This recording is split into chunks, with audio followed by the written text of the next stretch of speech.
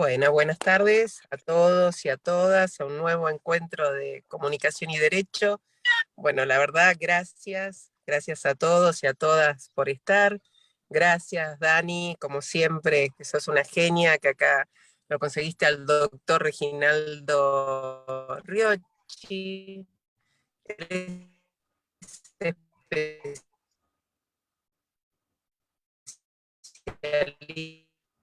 en derecho de los negocios y derechos de la OADA, que es Derecho de los Negocios de África Central, Derecho Penal, Laboral y Fiscal, maestrando de la Universidad del Rey Juan Carlos. Bueno, y siempre estábamos hablando desde dónde. Hoy, obviamente, vamos a transmitir desde acá estamos, Ecuatorial. Es un país centroafricano compuesto por la región colonial española y es el centro de la próspera industria del aceite. ¿No? Recién estábamos hablando justamente cuando nos estábamos conectando.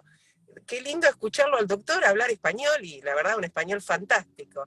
Gracias, y la conducción la va a realizar la doctora Daniela Villar, bueno, genia, una número uno total, una gran conductora, una gran amiga. Gracias, doctor, por estar. Gracias, Dani. Gracias por acercarnos siempre tanto y ver las realidades de todos los países respecto a nuestra profesión, a todos y a todas.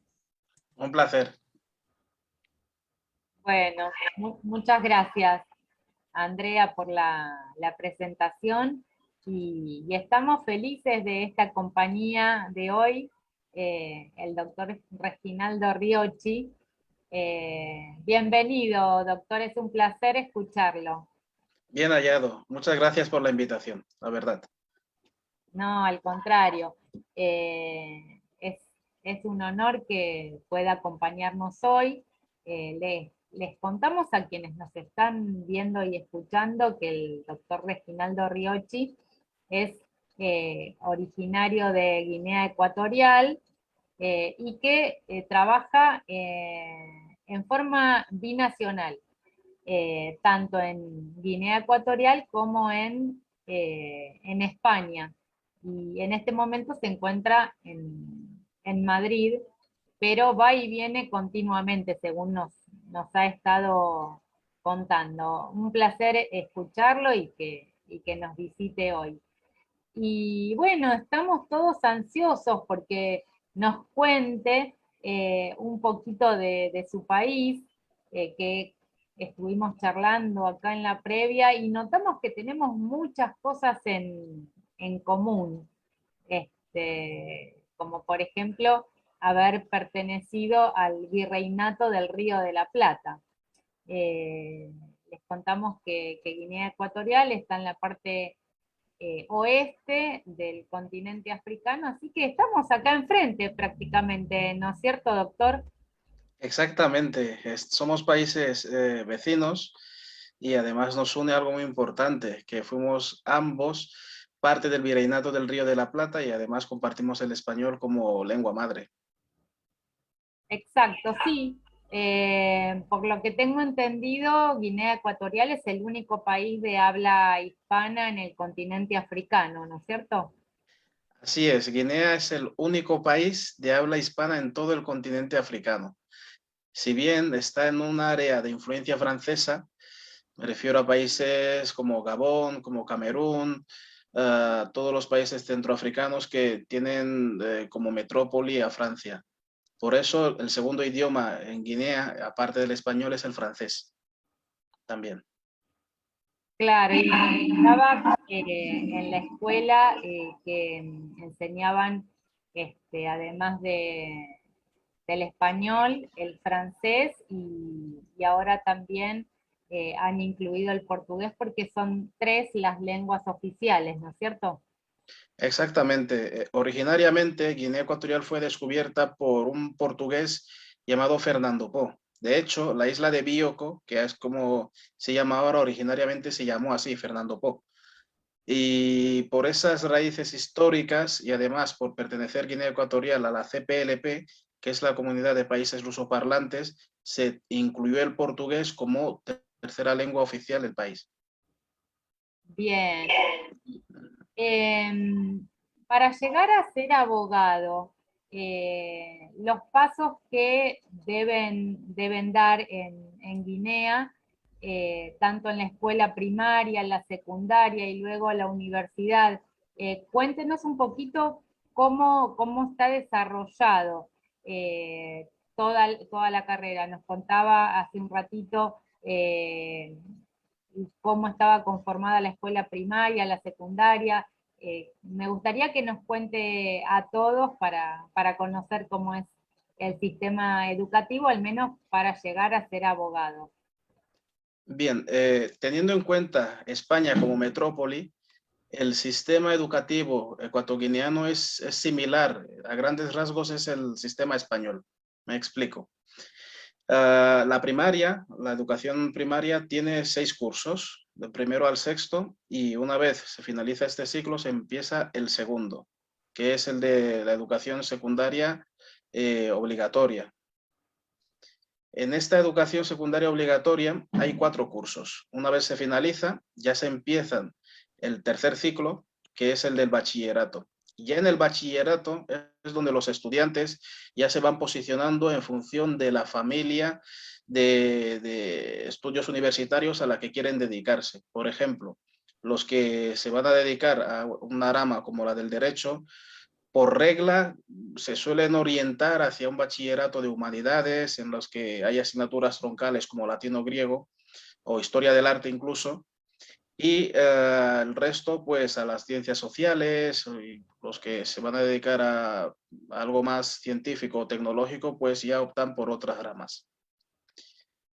Y una vez se finaliza el bachillerato, hay una prueba de evaluación de aptitud.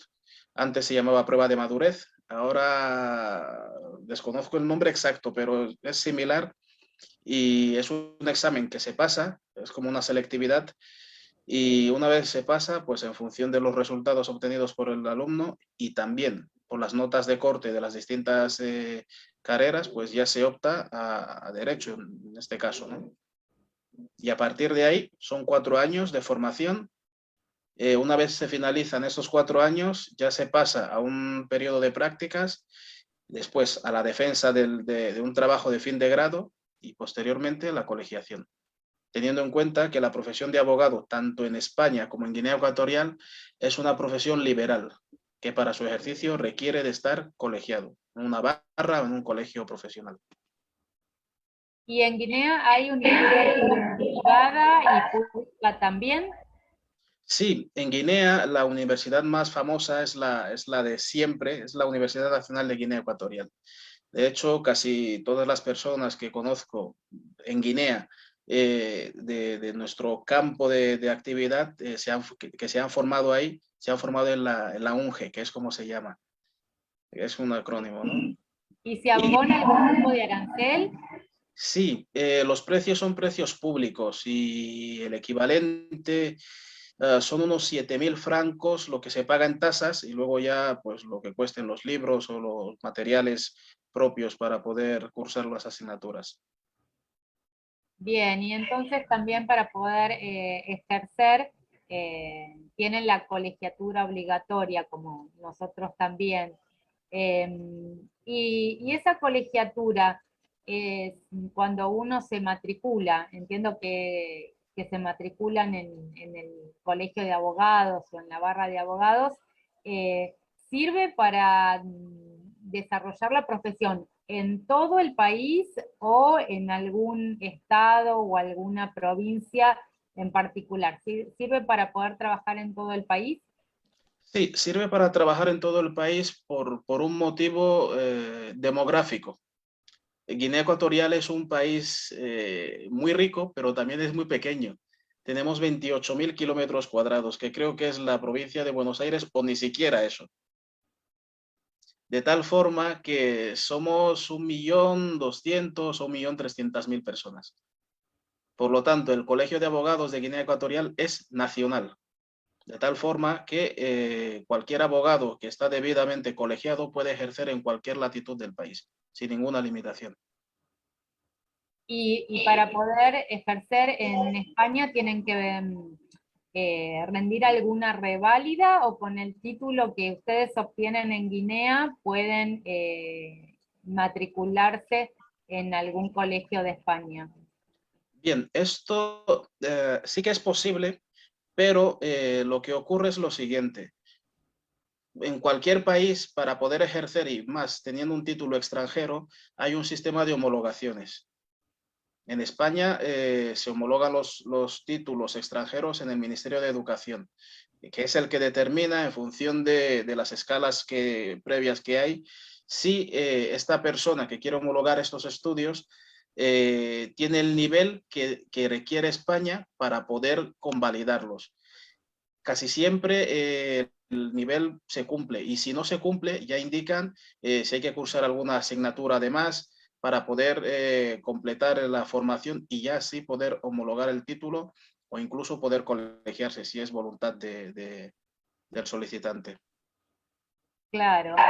Y cuando lo presentaba la doctora Andrea Sosa, nos contaba que estaba preparando una maestría en Derecho de Familia, y también estuvimos charlando en la previa, nos contaba en relación a la norma y el respeto de la norma por parte de los distintos grupos étnicos que tienen distintas concepciones, algunos más matriarcales, otros más patriarcales. Me gustaría que nos contara un poco más sobre este tema, sobre las costumbres de los distintos grupos étnicos, y cómo todos deben respetar la norma que tienen en el país, que es una sola para todos. Exactamente. Como le dije en la previa, Guinea Ecuatorial es un conjunto de grupos étnicos con concepciones del mundo distintas. Por ejemplo, con independencia de las preferencias o las costumbres endogámicas de cada grupo étnico, la familia es como el elemento nuclear de todos los grupos étnicos, de tal forma que la familia es la que de alguna manera va regulando la convivencia del grupo. Y cuando surgen controversias, casi siempre se recurre a un consejo de ancianos o un consejo de gente mayor para tratar de solucionar. Cuando las diferencias son irreconciliables es cuando ya se acude a la legalidad vigente en el país, que en definitiva es la que viene a resolver ya con un juez predeterminado por la ley la controversia en cuestión. Pero casi siempre la resolución de las disputas que pueden originarse suele tratarse en el seno de la comunidad. ¿Y estos consejos de ancianos o de personas mayores son organismos gubernamentales? No, todo lo contrario, son organismos de la propia comunidad que por distintos méritos que pueda tener una persona pasa a formar parte de ese consejo de ancianos, que luego es como una voz moral o una autoridad moral de la comunidad. En caso de que la controversia no pueda solucionarse por esa vía, que casi siempre es una especie de mediación o incluso de arbitraje, es cuando ya se recurre a la vía jurisdiccional, que ya lo que diga la ley es lo que al final se impone. Claro. También estuve leyendo un poco respecto de la política de Guinea, y también nos acercan cosas que nos han pasado durante nuestra historia, además de pertenecer al virreinato del Río de la Plata hasta 1810. También ustedes han pasado por una dictadura y ahora son una democracia. Tengo entendido que es así. Bueno, Guinea Ecuatorial técnicamente es una democracia, pero como digo yo siempre, todos los países tienen un proceso evolutivo propio, que no tiene por qué ir post o asimilado al de otros países. Guinea Ecuatorial tiene su propia historia y su propia evolución y la está siguiendo a su ritmo. Sí, creo que la independencia de Guinea es muy reciente, es del 12 de octubre de 1968, ¿puede ser? Así es. O Sí, sea, es de hace escasos 50 años, hace poquito. es un país muy joven. Sí. Eh, Queríamos preguntarle, hacemos siempre una pregunta a todos nuestros invitados, Ujú. eh, que tiene que ver con la vocación. Nos gustaría saber por qué eligió ser abogado, si hay otros abogados en la familia, qué lo atrajo de la profesión. Bien, esa es una pregunta muy complicada de contestar, porque en mi caso soy el primer abogado de la familia. Mi familia, sobre todo mi familia paterna, está muy vinculada a la enseñanza. Casi todos son maestros o profesores. Y yo soy como la nota discordante. Y la vocación me viene de... Yo he crecido en España. He crecido mi adolescencia y primera parte de edad adulta han transcurrido en España. Y yo soy hijo de inmigrantes. Por lo tanto, las leyes en España, en lo que toca a la inmigración, tienen un componente a mejorar, siendo bastante laxo, ¿no? A mejorar. Por lo tanto, la vocación me viene de ayudar, de querer llegar a buscar soluciones a distintos atropellos que tanto yo, en carne propia, como gente a la que conozco o he conocido, pues estaban viviendo o sufriendo. Por eso, de hecho, yo pertenezco a un equipo de abogados en los que todos somos afrodescendientes, todos. De tal forma que uno de los objetivos fundamentales de nuestros equipos es la población migrante y sobre todo los atropellos que sufren. Por lo tanto, hay algo de activismo mezclado con el derecho. ¿Se ve como un poco de discriminación en España para quienes vienen de África? No diría quienes vienen de África, sino España es un país que es puerta de Europa, bueno, una de las puertas de Europa y en consecuencia recibe población de distintas latitudes del mundo. Y la ley de extranjería o las leyes de inmigración tratan igual a todos los inmigrantes, con independencia de su procedencia. Claro, o sea, lo mismo nos pasaría a nosotros este, si viviéramos en España, ¿no es cierto?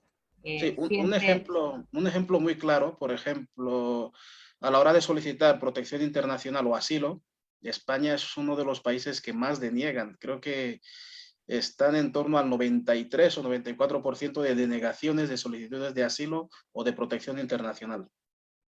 Por lo tanto, el sesgo racial o el sesgo de la latitud de la que provienen las personas pasa a ser irrelevante. tal cual. Y en la comunidad en Guinea, según el grupo étnico, es más machista, es una sociedad patriarcal, matriarcal. Nos contaba que en su grupo son más matriarcales. ¿Cómo es esto? ¿Cómo lo manejan en el día a día? Bueno, el grupo étnico al que pertenezco yo, en el grupo étnico al que pertenezco, perdón, la mujer es el centro de todo. De hecho, cualquier decisión, cualquier celebración, cualquier ceremonia tiene como protagonista a la mujer, ¿no? Y a nivel social, saltando la parte que me corresponde a mí, diría que a lo mejor en los últimos 10 o 15 años, Guinea ha experimentado un cambio de mentalidad enorme en tanto en cuanto esa apreciación de mujer como persona que es de segunda clase, diría que si no ha desaparecido, está pues en vías de desaparecer. Las mujeres están conquistando cuotas de poder bastante importantes que antes no tenían. y creo que eso se debe también a que muchas de ellas se han formado fuera y han retornado al país. Por lo tanto, la revolución se está dando y creo que con el tiempo pues, se notará aún más. Qué bueno. Y en cuanto a los abogados y a las abogadas, ¿son más o menos la misma cantidad? ¿Hay más abogados? ¿Hay más abogadas? Yo diría que hay más abogados, pero no hay ningún impedimento para poder acceder a la profesión de abogado. Si cumple los requisitos, se colegia, sin más. Pero con el tiempo hay más abogadas. De hecho, yo soy de una organización en la que la presidenta es una abogada. Sí. Y en el Poder Judicial, los funcionarios también son más varones. Bien, en el Poder Judicial es lo contrario, es casi como en España. Hay más mujeres, no me refiero en los órganos que dictan las resoluciones judiciales, sino en las secretarías de los juzgados hay más mujeres que hombres. Aunque luego en los órganos de decisión, desafortunadamente, todavía hay más hombres que mujeres. Pero son tendencias, ¿no? Y desde mi punto de vista son tendencias que en un espacio de tiempo bastante relativo, pues pueden cambiar. Bien, bueno, acá nos pasa algo similar, que en los cargos importantes, en general, son más los varones que las mujeres. Y en cuanto a la remuneración de la mujer, también, como nos comentaba, es como tratada como de segunda, o las remuneraciones son similares por idéntico trabajo. Desafortunadamente hay excepciones, por supuesto, pero la regla es que por el mismo trabajo cobra menos una mujer. Exacto. Sí. Bueno, entonces son muchas las cuestiones que compartimos, creo, porque aquí también, salvo excepciones en general, el trabajo de las mujeres es menos remunerado. Así es. Y en cuanto a la organización del Poder Judicial, eh, ¿cómo está organizado? ¿Tienen juzgados de primera instancia? ¿De qué especialidades? ¿Tienen una segunda instancia a través de cámaras, una Corte Suprema? Nuestro sistema es más o menos así. ¿El de ustedes es similar? Es muy similar. De hecho, hay una primera instancia en lo civil y luego están los juzgados de instrucción correspondientes, ¿no? En la rama penal. Hay una magistratura de trabajo que es específica para ello y la segunda instancia ya es la audiencia provincial y de ahí ya se pasa a la Corte Suprema. Y en última instancia, pero ya fuera del organigrama, está el Tribunal Constitucional. Bueno, bastante parecido Sí. sería. Todo esto viene de España, ¿eh?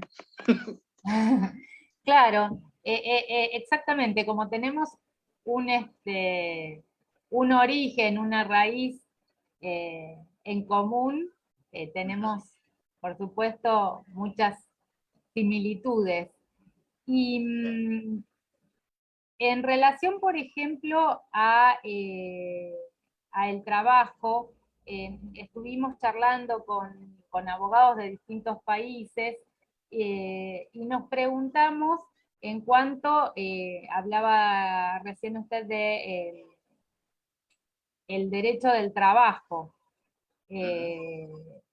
Cuando se despide a un trabajador, ¿este trabajador tiene derecho a una indemnización? ¿Tiene algún límite? ¿Cómo estaría conformada? Bueno, depende del tipo de despido. Por ejemplo, un despido disciplinario, pues no tiene indemnización porque básicamente es por causa del trabajador, ¿no? Pero si nos ponemos en un supuesto, en un despido improcedente, sí que tiene indemnización y además casi de forma similar a España, antes de recurrir a la vía jurisdiccional, la magistratura de trabajo suele casi obligar a una conciliación para evitar sobrecargar aún más a los juzgados, que casi siempre van con sobrecarga de trabajo. Claro, sí, nosotros también tenemos una instancia previa a la judicial de conciliación que es obligatoria. Ujú. Y nosotros estamos saliendo ahora de lo que fue el año pasado especialmente, y gran parte del anteaño, de la situación de pandemia, del confinamiento que fue en 2020 muy estricto, a principios del 2021, mediados también, y teníamos un sistema de presentaciones judiciales que era mixto, parte en papel y parte en forma virtual. Se presentaba un escrito en el juzgado en formato papel, pero también debíamos elevarlo al sistema, a un sistema virtual. Y con la pandemia el formato papel prácticamente desapareció y hacemos todo en forma virtual. En Guinea pasó algo parecido, tienen todavía el sistema de formato papel, lo han cambiado. ¿Esto fue gracias, entre comillas, a la pandemia, o ya venían ustedes con un sistema parecido al nuestro? Bien, en Guinea se está trabajando en implementar la tecnología necesaria para poder digitalizar, o por lo menos que sea de forma telemática, la presentación tanto de demandas como de escritos para cualquier solicitud, pero desafortunadamente todavía se está trabajando en ello. El formato papel es el que manda. Pero en España es justamente lo contrario. Desde hace 5 o 6 años aproximadamente hay un sistema en España generalizado que se llama LexNet, que es con sus fallos, ¿no? Que cualquier sistema electrónico es susceptible de tener averías. Con LexNet sí que desde hace, incluso antes de la pandemia, aquí en España, pues presentar escritos ante los juzgados es telemático, y además no aceptan el formato papel, no lo aceptan. Claro, nosotros también no aceptan los escritos en formato papel, y por supuesto ocurren errores en el sistema informático, y bueno, a veces uno intenta presentar un escrito en forma virtual y no se puede. Claro. Después la Cámara o la Corte, según el caso, determina la inhabilidad de ese día que no funcionó el sistema, así que bueno, bastante parecido también. Y nosotros, por ejemplo, tenemos a nivel nacional, en lo que es la justicia del trabajo, que estábamos hablando recién, son juzgados unipersonales, hay un juez. Ahora, en la provincia de Buenos Aires, hay tribunales y están formados por 3 jueces cada tribunal. Una primera instancia y luego directamente en la provincia de Buenos Aires, desde ese tribunal tripartito, digamos, pasa a la Suprema Corte. En cambio, a nivel nacional tenemos jueces unipersonales, una cámara que está compuesta por varias salas, y después la Corte. En Guinea los tribunales del trabajo son unipersonales. ¿Cómo están organizados? Bien, en Guinea son unipersonales, y en caso de una resolución desestimatoria, directamente a la Corte Suprema. Ah, ok. Sí. Entonces tienen una doble instancia, pero solamente tienen un juez por... ¿Y cuántos juzgados habrá? Bueno, en Malabo, que es la capital, hay una, y en la parte continental hay otra. Claro, Es que porque bueno, Guinea somos pocos. tal cual, sí, y Sí, bueno, todo va relacionado con la cantidad. Nos comentaba que son 1,000,000 y pico de personas, ¿no es cierto? así es. Nosotros justamente la semana que viene, el día 18, tenemos nuestro próximo censo. Así que en el último creo que éramos alrededor de 50 millones, vamos a ver ahora cuántos somos en relación a este censo que se va a hacer. Pero claro, como nos comentaba, tiene casi la misma superficie que la provincia de Buenos Aires. Así es que somos pocos, desafortunadamente. Pero bueno, todo se andará. Sí, sí, sí, por supuesto. Además, como nos venía comentando que van a prepararse en el exterior y vienen con ideas innovadoras, y hace que el progreso se acelere, y yo creo que, bueno, van a tener un futuro muy, muy prometedor. Además, de las industrias aceiteras, me pareció haber leído también que han tenido algunas instalaciones por parte de alguna empresa inglesa con respecto a combustibles. ¿Puede ser? Sí, Guinea es el cuarto productor de África de petróleo. Por lo tanto, empresas americanas, británicas, hay en el país explotando esos recursos. Así que, y como parte de su responsabilidad social corporativa, también tienen que destinar parte de esos beneficios a contribuir a mejorar la comunidad en la que trabajan. Por eso también hay obras de infraestructura sufragadas por ellos. Bien, yo creo que van a tener un futuro muy, muy prometedor.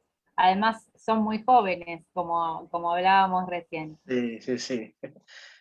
Sí, Bueno, no quiero extenderlo demasiado, ya que por ahí deben ser casi las 12 de la noche, me imagino, así que no sé si la doctora Andrea Sosa tiene alguna pregunta más, y si no, vamos a ir cerrando, lo vamos a dejar descansar.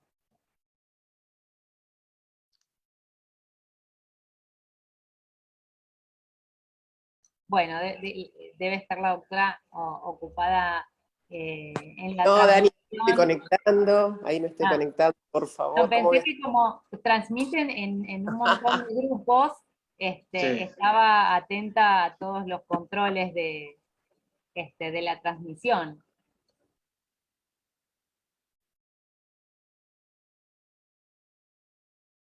Estás muteada, por eso... Querido, gracias, me encantó escucharte, querido amigo Reginaldo, me encantó escucharte, ya te digo amigo, me gustó lo del matriarcado, porque estábamos ahí escuchando. Realmente me encanta cómo ayudás a todos y a todas, porque desde el grupo que me decís, combatiendo, ¿no? Tanto los abusos, las discriminaciones. ¿Qué pasa, como dijo recién Reginaldo? Que no es porque vengas de África, que venga de esto, realmente es como que respecto al migrante, Sí, se lo discrimina a cualquier migrante, ¿no? así Y es. más que nada al migrante que va a querer cambiar su vida.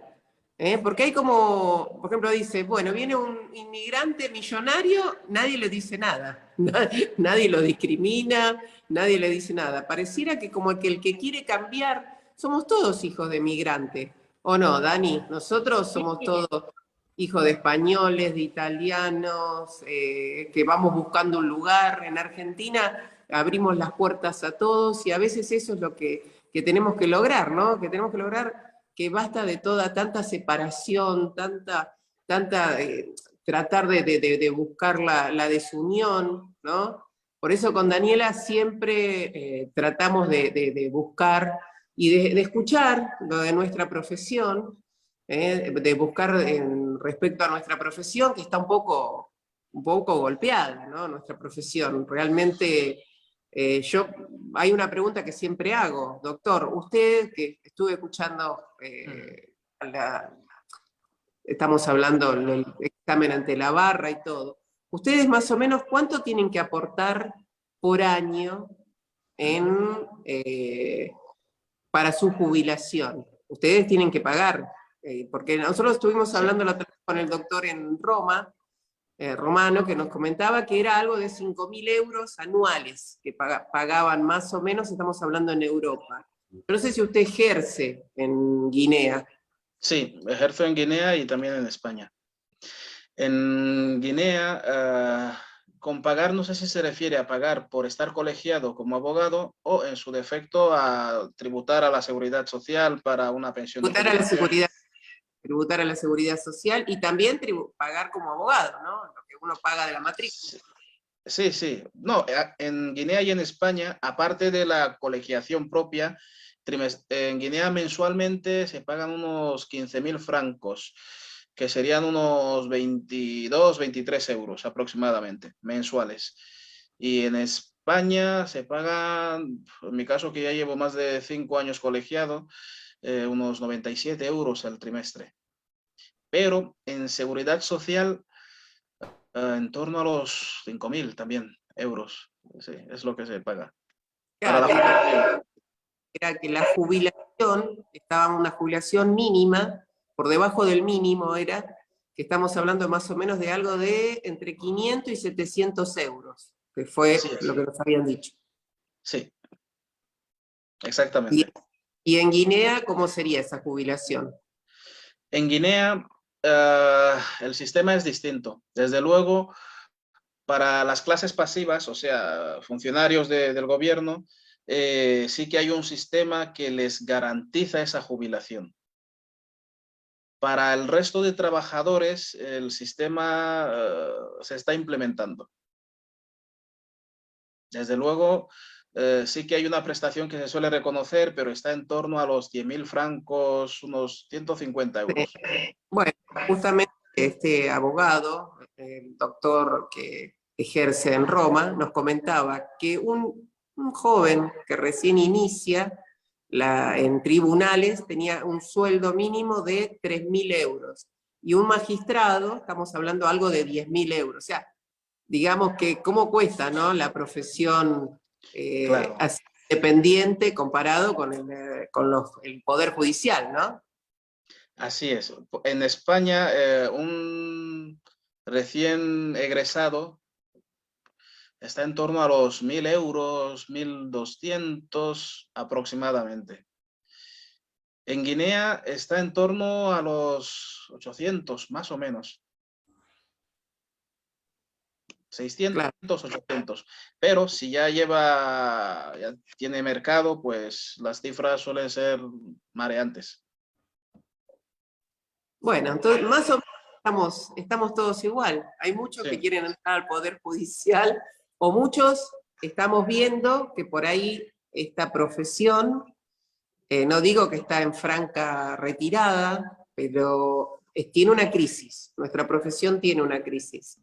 No es solamente acá en Argentina, no es solamente en Europa, porque realmente gracias a Daniela, que va encontrando, conectándose desde la pandemia, ¿no?, que hemos empezado a hacer este programa y no hemos conectado, realmente nuestra profesión está en una crisis profunda en todos los países del mundo, no solamente en Argentina, que a veces uno critica, pero yo soy autoridad, era autoridad en la Caja, ahora fui elegida para autoridad en el Colegio de Abogados de San Martín, y realmente a veces uno no le puede dar respuesta. Soy también profesora en la UBA, que a veces también yo les digo a los chicos que están ejerciendo, no les voy a decir que nuestra profesión está en crisis, porque tampoco soy para traer malas noticias, porque yo sé con qué amor y con qué cariño están estudiando esta profesión, pero creo que es una profesión que está en un proceso de cambio,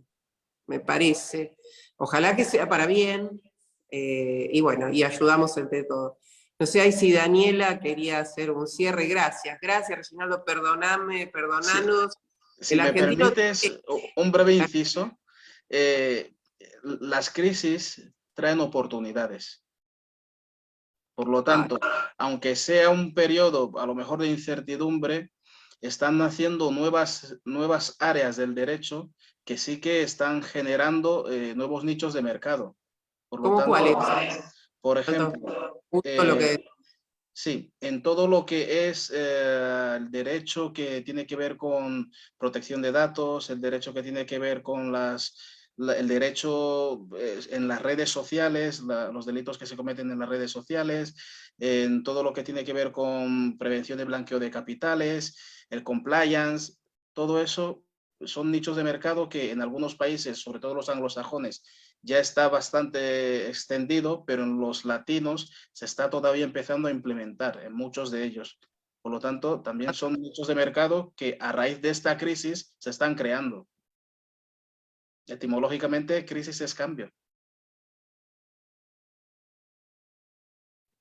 Totalmente, me encantó cómo cambiaste el foco. Yo estaba un poquito para abajo y vos me dijiste, no, vamos para arriba, Es viernes, hay que estar arriba.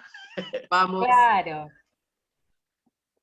No sé, Dani, si vos querés, si Siempre lo en queremos positivo. dormir a Reginaldo, si es por mí, seguimos hablando toda la noche, pero vamos a Sí. dejarlo descansar. Gracias. Especialmente, bueno, agradecerle a Reginaldo que nos acompañó hoy, que es tardísimo y él sigue despierto. Así que muchísimas gracias, un placer, un honor. Y bueno, es un amigo de la casa. Cuando quiera puede acompañarnos también. Muchas gracias, Reginaldo. Un gusto y muchas gracias por la invitación y por prestarme su altavoz. Bueno. Pero mucha. Un abrazo grande. Gracias. Te esperamos pronto. Besito. Buenas Bueno, vamos a noches. dar una vuelta por allá. Vamos a Madrid por lo pronto. Ah, bueno. Gracias. Pues, buenas noches. Buenas noches. Noches. Hasta luego.